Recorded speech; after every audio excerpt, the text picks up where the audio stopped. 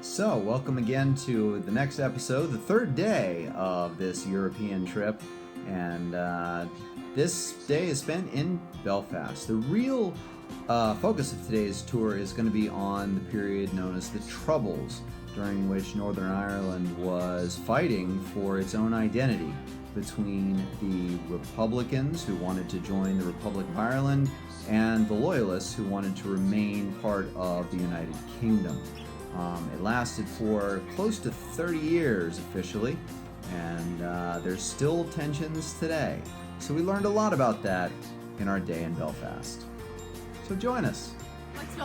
Hey guys, we're here in Belfast for day 3 of the tour. We're about to go on a walking tour, and people are jumping behind me. So yes, we're taking off. Woo! We were led on an amazing walking tour through the heart of Belfast, focusing on the times of the Troubles, especially the really big and difficult times between 1972 and 1975. Our tour guide was incredibly animated. He had great stories, and he held everyone's attention like I really have never seen. So, in the end, we all really had a better understanding of the causes of the Troubles and also the effects of the Troubles, not just on the country itself, but on individual citizens of Northern Ireland, so that we could then view this city and its past in an entirely different way and see how sectarianism lives on. All right, so it's Sunday morning. We just finished with our walking tour of the Troubles in Belfast, went through and saw some of the sites where activities happen, call them terrorists, call them acts of violence, acts of patriotism. Really just depends on which side you're on. And now we're taking some time to walk through the St. George's Market, which is the largest indoor market in Belfast. And as you can see behind me, there's a lot of stuff for sale. Crafts, food, there's music playing. It seems like a fantastic place. So we're here for about an hour and a half to look around, maybe get something to eat, and get ready for the rest of the day. But it's an amazing place, and if you look around, you can see some of the many, many things that are for sale at this amazing market. Pretty cool place that I would say, come check it out. St. George's Market is filled with so many different things. We've got produce of all different types, very fresh. Meats, the stuff just looked great. I wish I could take it home and grill it. But they also had everything. They didn't just have food. They also had different kinds of crafts, and they had antiques, and they had artwork. They had all kinds of things. But, well, I was hungry, so I started filming the food. The stuff smelled absolutely good. But I ended up going with the tried and true. I couldn't help myself. Fish and chips, why not? But yeah, you can get olives here. You can get cockles. I tried cockles for the first time. And then, of course, yes, they have the great British Isles sense of humor.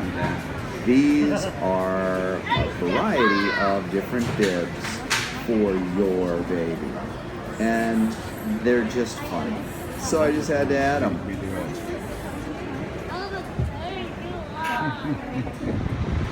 After leaving the market, we went to the Falls Road, which was the Catholic side where most of the conflict has existed and to some extent still exists. This is why there's a wall dividing it from the Protestant side. And this wall is covered with politically charged murals. And you can see here some of the things that the Catholics, the Republicans, are trying to say.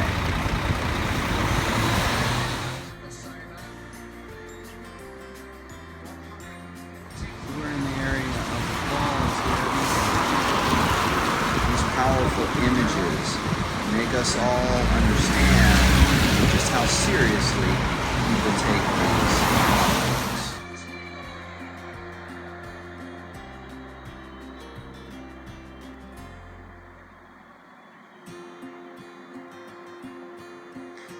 I was surprised by the way that the murals not only depicted the Northern Irish troubles, but it also showed solidarity with other struggles around the world.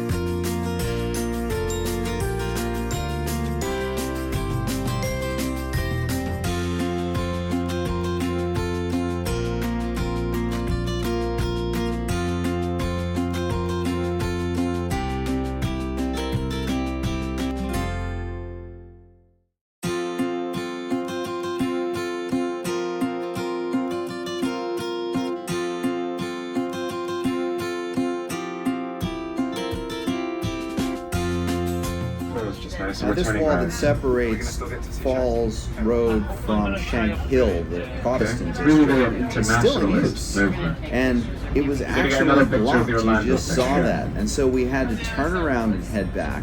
And we were totally surprised by how recent these murals were, especially this Orlando reference. And that's the logo of the Pulse nightclub, isn't it? Just happened days prior. Shank Hill. They're part of the Peace Wall right and then we found an opening so that we could get into the Shank Hill neighborhood. It's part of the Peace Wall. Now this is a Protestant neighborhood. This is a loyalist neighborhood. So let's see if the kinds of messages that are on the walls change.